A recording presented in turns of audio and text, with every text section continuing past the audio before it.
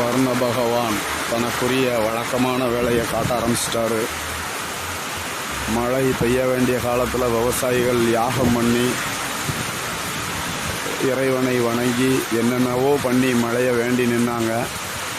இப்போ விளைய வச்ச நேரத்தில் மழை பெய்து அவங்களுடைய அறுவடையை கெடுப்பது போல் மழை பெய்கிறது.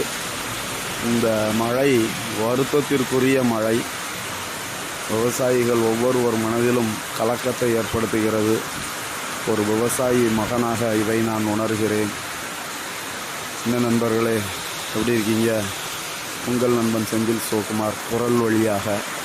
பாருங்கள், மார்ச் மாதம் 19ஆம் தேதி சாயங்காலம் 5 மணி பயங்கரமான மழை நண்பர்களே, காற்று மழையும்.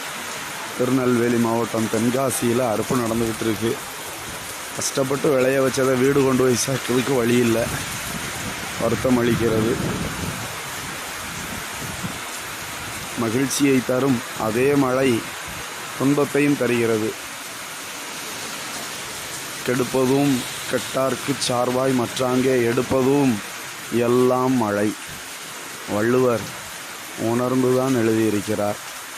மழை கெடுக்க நினைத்தால் கெடுக்கும், கொடுக்க நினைத்தால் கொடுக்கும்.